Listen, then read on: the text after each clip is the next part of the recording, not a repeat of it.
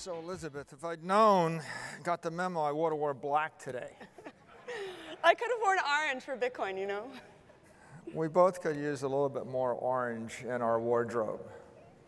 So I'd like to start with the big question. So when did you discover Bitcoin, and what's it mean to you? Well, first of all, it's so great to be here. The first ever Lightning for Corporations event, and it's incredible to me that we've come this far, so really excited to chat more about that. But my journey to Bitcoin was one around the internet and looking at open source software, internet protocols, and really how it all evolved. My background is actually at the intersection of law and technology. Prior to my startup life, I taught at universities, including Stanford University. And one day, a TA for the course that I was teaching sent an article about what I saw as open source money, which was actually Bitcoin. And my initial reaction, and many people that had heard of it here might have thought that, I thought, OK, this is interesting, but will it ever work, and will anybody ever use it, right? Many people originally approached it with some degree of questioning or even skepticism. But what I then realized, and this was way back when I was living an academic life, of course I wish I had bought so many Bitcoin back then because the price is much lower than it is today, was that this technology has the potential and really is living out that potential to be the internet of money, right? Because it is an open protocol, nobody controls it. Bitcoin is the most secure blockchain, has the most hash power in terms of mining backing it up. It is the most decentralized. And for me, I was captivated. And for us in the Bitcoin world, we say we go down the rabbit hole, and then you start learning about cryptography, computer science, economics, monetary policy, incentive structures, the legal aspects that we heard about yesterday, all sorts of really interesting topics that converge to Bitcoin. Really, once you start learning about Bitcoin, you pretty much cannot stop. So that's kind of where I headed. And from my perspective, I had always been an internet and tech geek.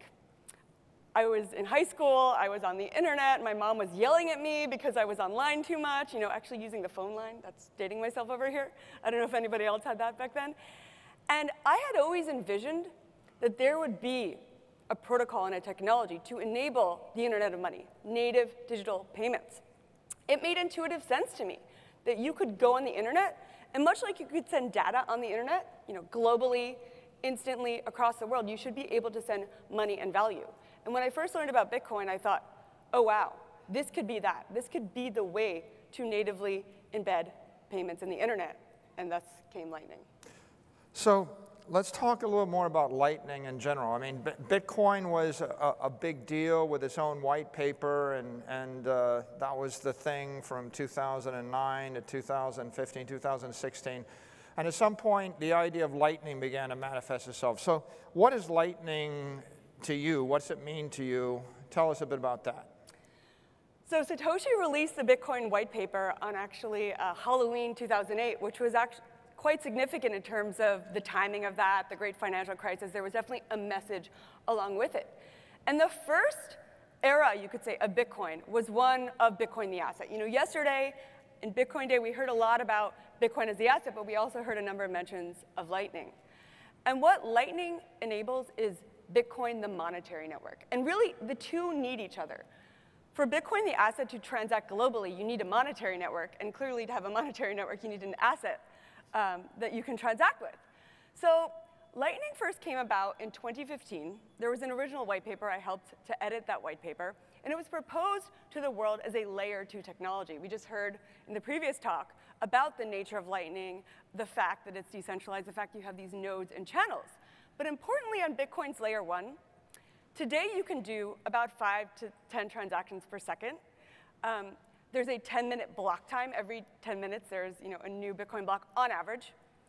And you have fees that can spike up. There's a fee market. And now this is all very important because it serves to decentralize Bitcoin. And without decentralization, Bitcoin does not have the security. So we actually want the security and the decentralization of Bitcoin. But not all transactions really should be on the blockchain. We were chatting quite a bit about that the past couple of days. And what Lightning enables is this transaction layer to operate on top of Bitcoin, but to enable Bitcoin to have the security aspect of it. So you can actually use the Bitcoin blockchain to get onto Lightning, and to get off to Lightning, you have to. And the Bitcoin blockchain is securing the Lightning transaction. Now, this is very important, right? Because people say, why Bitcoin? Why not do it on, Stark Chain or Saylor Yo-Yo Coin or whatever you wanted to call it, right? Bitcoin has the security that enables this internet of money, right? You know that you're using the most secure platform and technology, one that does not go down. Bitcoin has something like 99.99% uptime. Lightning has tens of thousands of nodes, and as a result, this is anti-fragile. It does not go down like you see a number of other chains out there and another number of other systems that just go down for 9 hours at a time. So ultimately, what Lightning enables is instant transactions, very high volume, we heard as well in the last talk. You can do thousands, hundreds of thousands, potentially in the future, millions of transactions per second. Visa can do thousands. There's a number, an upward bound of 24,000. It's debatable whether that's actually accurate. And then, as we discussed yesterday, Visa and credit cards do not clear for 60, 90, 120 days, right? And you can have chargebacks. With a technology like Lightning, you have the instant nature. You've got extremely low fees. They can be a fraction of a penny, and you have this high volume, which really enables all sorts of use cases that were not previously possible. So you've been thinking about it for quite a while, longer than probably most people in the room. What kind of applications are most interesting to you? What are you excited about? So there were the early days of working on Lightning. And for me, I really just saw the future. This is one of the things that I love. I've always loved technology. I've always loved the internet. I've always loved to think about what's coming next. And interestingly, back in the day, there were a number of people that said, this will never work. You're crazy. I don't know what you're doing, but it's just not possible. And one of the things about being a founder is you have to hear that and say, no, no, no. It is going to work. I'm going to prove you wrong, and it is possible. So to be here today is really quite a privilege and incredible to see the progress that we've had. So in about 2018, the first versions of Lightning. Now, importantly, by the way, Lightning is an open protocol. Nobody controls it, just like Bitcoin. It's like the World Wide Web. And there are a number of different versions. We call them implementations. You can think of it kind of like browsers, but they're more for developers and node operators, AKA people running these servers of Lightning, to run. And so nobody controls Lightning. Lightning Labs is the leading developer of Lightning infrastructure, but if we went away, the network would still function. Other people would use it. There's open source technology. So that's very important. So 2018, we had the first versions of Lightning for what we call mainnet on Bitcoin, which was for use of real Bitcoin. But developing technology takes time, right? The internet in 1969 really launched via ARPANET. A number of universities were connected. It wasn't until the early 90s that we saw the evolution of the World Wide Web. And then it wasn't really until the late 90s or early 00s that it went mainstream to some degree. And then the iPhone didn't come around until 2007. So we've seen this evolution both of the network and of the use cases. And from my standpoint, I've always believed that Lightning enables two major classes of use cases. The first is use cases that were not previously possible, much like on the internet. Think of something like Wikipedia, right? Many people use Wikipedia all the time. But imagine pre-internet, some of you may not have been alive then, having an encyclopedia that anybody could edit that is constantly changing. That just was not possible. Imagine Twitter is so commonplace.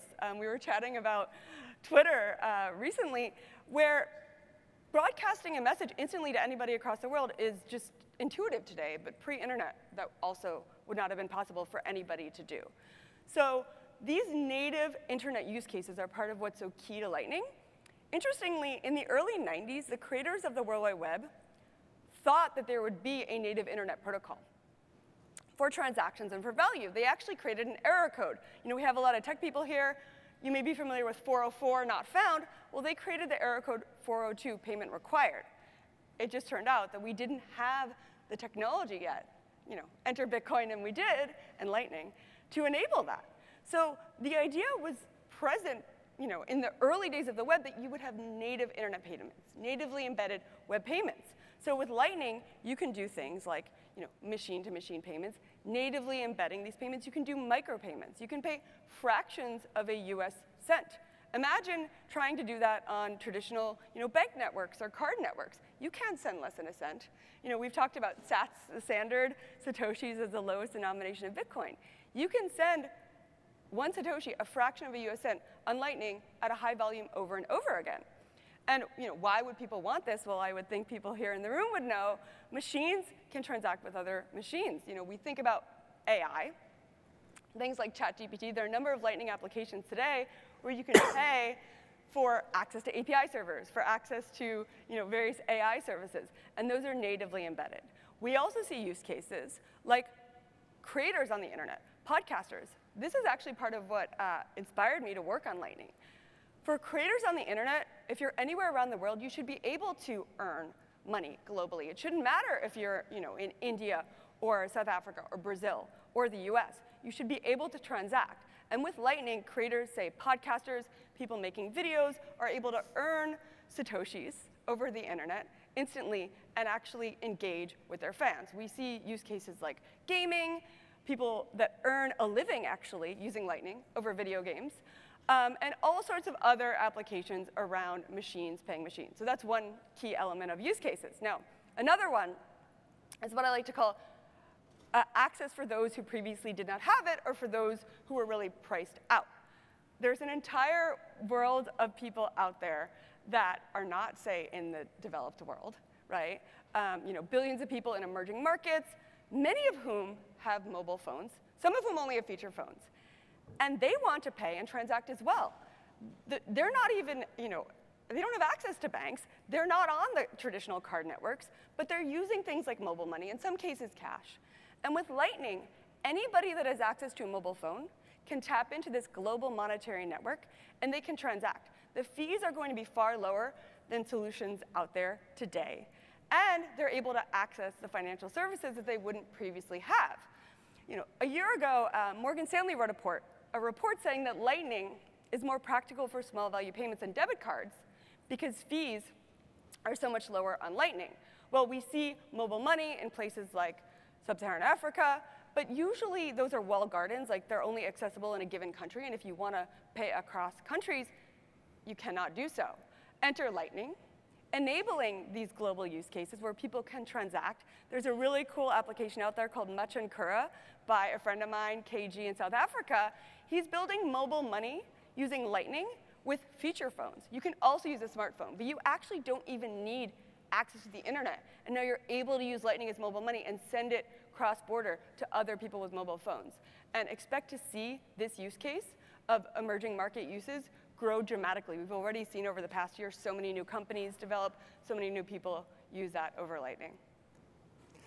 So you've been watching it since the Lightning white paper. Where are we at in the life cycle of Lightning? And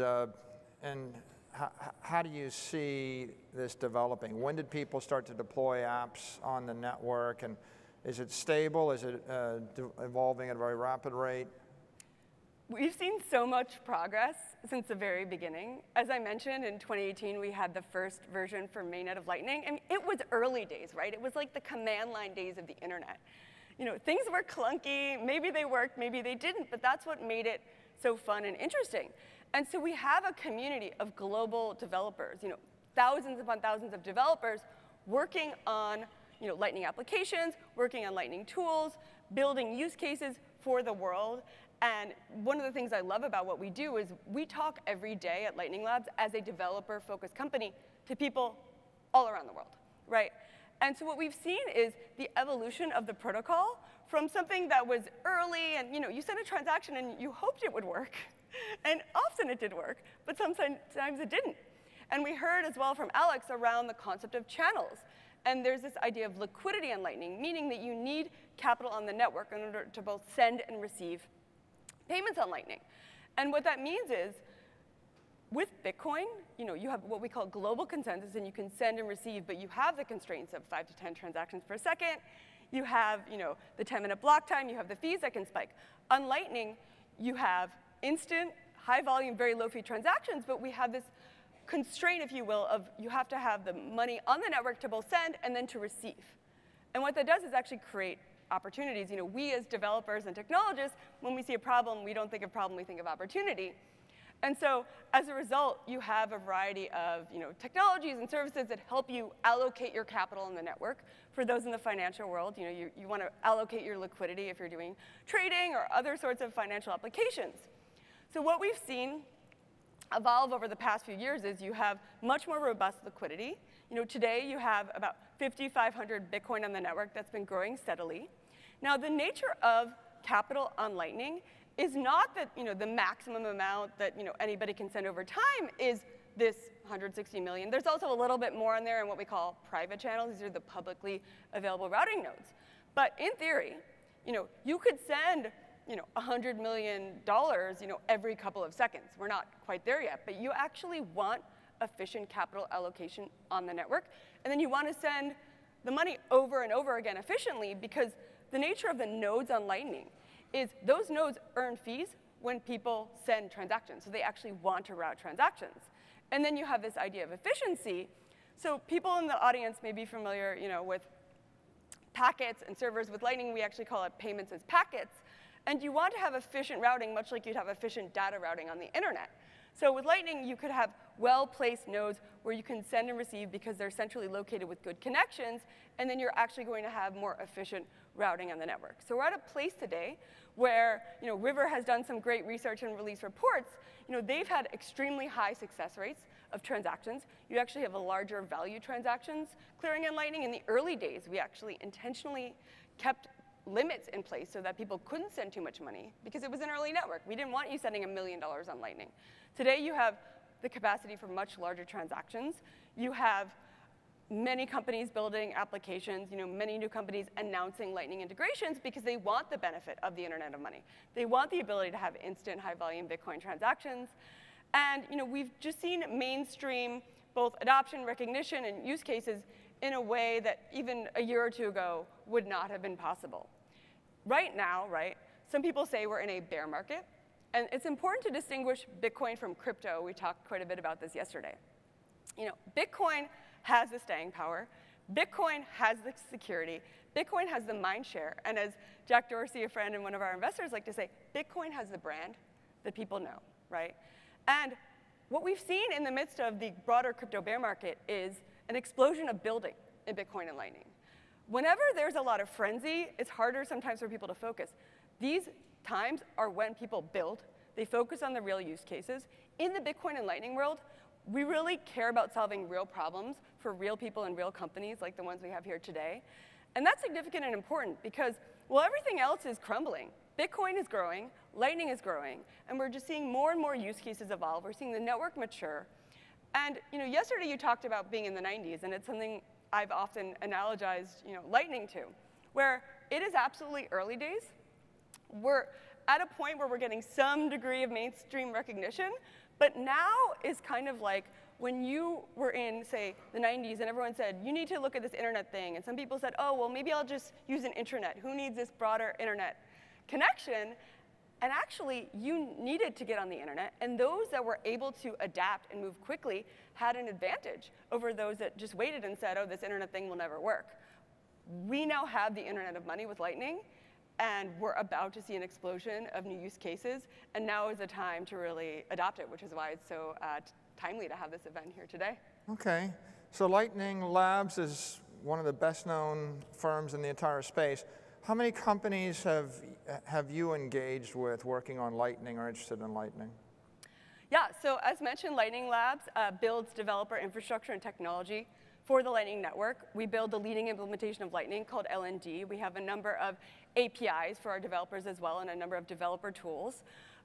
We're currently 30 people, about to add a couple more. So we are definitely, I'd say, a highly productive team. I'm a big believer in maximizing productivity with developers. And we're a global team. We're distributed around the world. I work with incredible people. Absolutely love what we do. Extremely mission-driven, looking at areas around financial inclusion, enabling new use cases, building this new internet. And so our team, including Ryan Gentry, our head of business development, who will be moderating a panel later on today, works every day with companies and developers that are building on the Lightning Network. To date, we've worked with about 500 companies. Now, there are a number of others. We don't know every single company out there. And one important part about Lightning is while we engage with these people, people can just, like the internet, build on Lightning, use this open source technology, and use these implementations in order to do so. So we're looking at hundreds potentially up to 1,000 today. I expect that to grow dramatically. We actually keep setting these milestones for a number of companies building in Lightning, and then we exceed them. We see people every day coming to us that have already built on this technology, that use the developer documentation, that look at the APIs from us or other companies out there, enabling people to build on Lightning. So is there any difference in views toward Lightning from international companies versus domestic ones, or small versus large? Great question. So we've seen an explosion of international interest, especially in emerging markets. 3 key areas of development right now are Latin America. People in the audience may have heard that El Salvador was the first country in the world to make Bitcoin legal tender. In doing so, they adopted Lightning because if one was going to make, say, retail payments using Bitcoin, well, clearly the layer 2 Lightning technology was what you needed to use in order to have the instant high-volume nature of retail transactions. You see, I was chatting with a Latin American founder, and credit card fees can be upwards of 5%, for retail stores, small businesses and otherwise to receive payments. Well, enter Lightning, and you can pay, fractions of a penny, have fees that are incredibly low, right? So Latin America is a key area of adoption. We see a number of companies there. We heard from River and working with the Chivo wallet, Ibex, Osmo, Moon, quite a few others operating there in terms of that market and growing and integrating Lightning. We also see Sub-Saharan Africa as a key area of growth. Mobile money is a major means of transacting, as mentioned, but you have the walled gardens where it's not interoperable. People cannot connect and then enter Bitcoin and Lightning with the Internet of Money. Anybody with a mobile phone, even a non-smartphone, can then connect and engage. So you have great companies like Macha and Kura out of South Africa. There's Gridless in Kenya doing both mining and some Lightning work. You have BitNob in Nigeria. I believe there's Yellow Card doing stuff now, a number of companies operating in that region. And then one other key area is Southeast Asia. There were recently 2 events in Vietnam and the Philippines. I know we have Neutron Pay here, a company called Pouch, and a number of others. And interestingly, what a lot of these companies are doing is enabling off-ramps to the local fiat currency. So there's a concept of cross-border payments, right? And you hear about remittances and global payments. You both have end users paying, say, family members, but then you have cross-border business payments where businesses want to pay other businesses. And to date, this system is outdated, right? We're basically living in 20 to 30 years ago in terms of the means of transacting globally. We heard from Alex about the concept of a long-distance phone call here in the US, and people don't even remember what it was like to actually have to think about, oh, if I have this area code, I'll have to pay even more money. And there were these long-distance wars, commercials on TV back in the day. Clearly today, that is completely obsolete. You don't have a long-distance phone call anymore. You don't have a long-distance text message. Similarly, the idea of a cross-border payment will be rendered obsolete, is in the process of being rendered obsolete, because you don't have a cross-border tweet. You don't have a cross-border email. You shouldn't have a cross-border transaction. You should just be able to natively send value on the internet globally. And for people that are engaged in, say, remittances or cross-border business payments, what Lightning can enable is you can send money instantly, and then you can just offload to your local fiat currency. We have Jack Muller from Strike speaking later as well. They're enabling these types of payments where Lightning is really the glue and the connection layer. I think of it as the global routing layer for financial value and currencies on the internet. And then, as an end user, you may not even know that you're using Lightning, or an end business. And you're just potentially, somebody sent you dollars and you're receiving Philippine pesos, right? Or Nigerian naira. And at the end of the day, much like users don't know about the inner workings of the internet or TCP/IP, they may not even know they're using Lightning. In fact, that's probably a better user experience. They're just using the internet and the internet of money, and it just works for them. So we've seen a lot of growth in this area where people are building for emerging global markets and rendering these cross-border payments obsolete. OK. So what do you see as the future of Lightning? And what's your plan for Lightning Labs to participate in that future? So it's actually really interesting because I started Lightning Labs 7 years ago. I can't believe it's been that long, but it's also gone by incredibly quickly. And everything that I thought was going to happen has actually happened thus far. I just can't tell you always exactly when it will happen, right? I knew developers would build applications. I knew the network would grow. I knew that once you enable developers to build applications on top of Bitcoin, to natively integrate internet money, you'd see this explosion of use cases. I knew it made sense for it to be international. So there's been so much progress thus far. But as mentioned, we're really at the cusp of what I believe to be an explosion of adoption. So people might have heard the concept of Nostr, right? A couple people mentioned it. For those that are not familiar, it is an open internet messaging and broadcast protocol. So you can think of it as, what if something like Twitter or other types of messaging were just an open internet protocol where anybody could build an application, anybody could connect, and you can actually bring, say, your followers or your contacts with you to any application, which is really in the nature of the principles of the internet. So one thing we've seen with the growth of Nostr, and encourage you to check it out if you haven't already, is it was built by Lightning developers, and it has Lightning at its core. So on Nostr, Lightning is integrated into what we call zaps. And the idea is, instead of on Twitter somebody liking your post, which, OK, is that really meaningful, you actually pay somebody in sats with zaps. And I've talked to a number of people who got onto Nostr, some of whom were new to Lightning, some of them were already in Bitcoin and Lightning. And the feeling of receiving these zaps, and it may only be like a couple cents or $1, is exhilarating, right? Because somebody just sent you instant native internet money across the world, right? And it's also recognition for what you were doing. I really enjoyed your talk yesterday, Michael, where you talked about how at MicroStrategy you implemented this process where if you were on time to meetings, you got sats via browser extension. And all of a sudden one day, you were late to a meeting and you were really stressed out about it because the thrill of getting the sats, was just so incredible. And I've heard from a number of people, and this is really important. If you have not yet tried Lightning, download a Lightning wallet. There are a number of folks today, including River. You can check out the Moon wallet, Breeze. There are a number of options out there. And try it yourself and experience it. Because I can tell you about it so much, but until you've actually seen what it's like to transact with and really take part in native instant internet money, you need to see it and feel it. Much like in the early days of the internet, you just needed to go on the internet, right? So to me, the embedding of Lightning in a number of other protocols, like Nostr, where you can have a global, say, open source, distributed Twitter-type protocol. There are many other things that you could build with Nostr in terms of messaging, is extremely important for the future. We're going to see, as mentioned, this new wave of AI use cases. We've already seen those emerge. And why should you today, say, use a credit card, give all your personal information, which, by the way, is going to be breached, and then you'll get a notice that your address and your phone number was breached, in order to use, say, an API on the internet, right? It makes total sense that you should be able to use Bitcoin and Lightning and natively authenticate. So at Lightning Labs, we have built technology.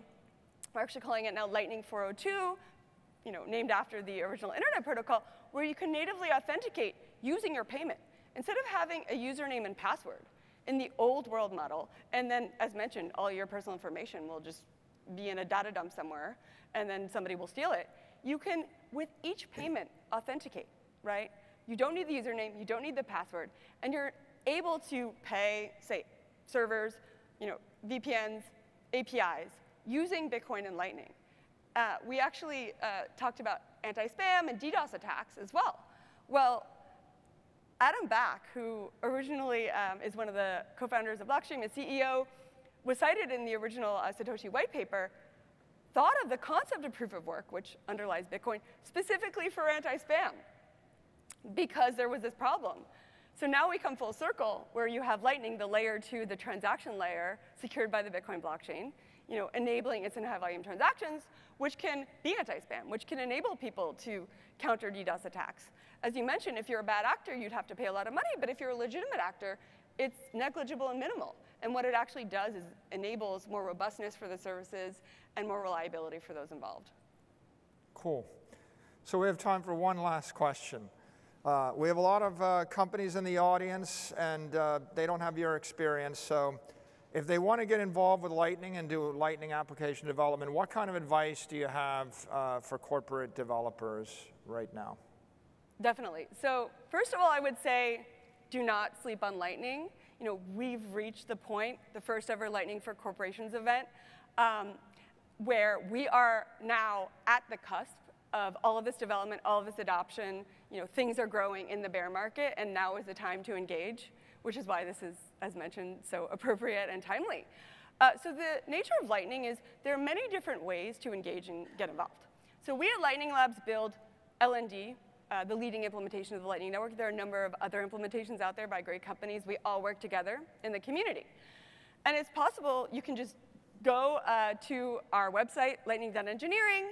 You can go to our developer documentation. You can download LND, get started.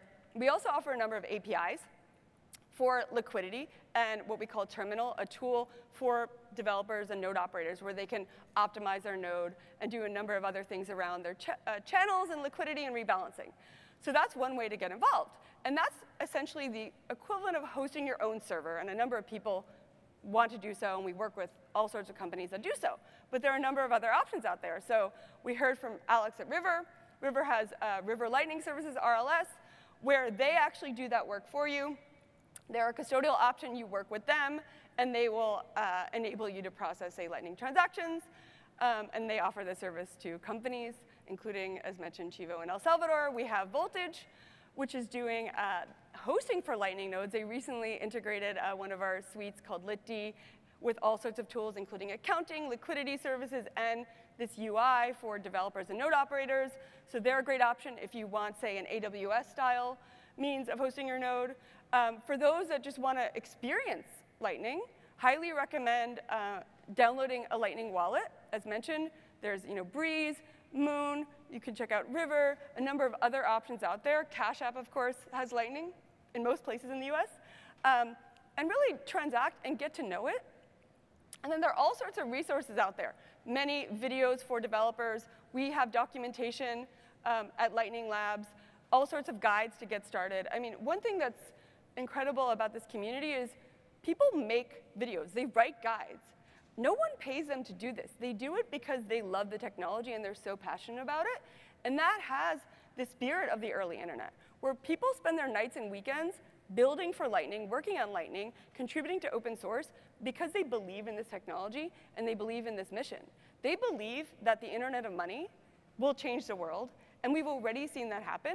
So having this audience here today, I highly encourage you to read up on Lightning, check out the various technologies out there, as mentioned, both with LND. There are other implementations, River, Voltage, a number of other ways of getting on board with Lightning, and really seeing that you can transform your business with instant high-volume payments. Oh, and importantly, so Alex mentioned the idea of assets in Bitcoin and Lightning, and multi-asset Bitcoin and Lightning. So one of the things we're working on with Lightning Labs and in the broader community, there are a number of proposals, is what I call Bitcoinizing the dollar. Bringing the dollar to Bitcoin and Lightning. And what this means is you can have, say, USD stablecoins issued on the Bitcoin blockchain using the security of the Bitcoin blockchain. And then you move it into Lightning in layer 2, and the end user doesn't know this, it just happens in the background. And now you're able to have instant high volume, extremely low fee dollar transactions, right? And you look at Visa and MasterCard, they have, 2.5% fees, 60, 120-day chargeback periods, maybe thousands of transactions per second, and all of a sudden, you can send dollars instantly globally for fees that are, 90, 95, 99% lower than the traditional card networks. Banks in the US, we have ACH, maybe we'll have FedNow, but that only enables a certain subset of people, and it's extremely slow today. And now this enables it instantly, globally, interoperably. Anybody with a mobile phone can access things like dollar payments, right? This is taking on the major credit card networks, bank transactions, mobile money, and it's making it all interoperable. Everybody can talk to everyone else. That's incredibly powerful. And for your businesses, People will want low-fee payments. They will want the instant nature. They will want the ability to transact globally. And in the Lightning community, we're working on making this all possible today, Bitcoinizing the dollar, enabling global instant Bitcoin transactions, and really enabling Bitcoin to be this global routing currency, this global financial transaction layer that connects everybody around the world to enable the Internet of Money and the next generation of payments. Well, let's give a hand to Elizabeth Stark, Lightning Labs, and inspiration for all of us. Thank you so much. Thanks for everything. No, this is awesome.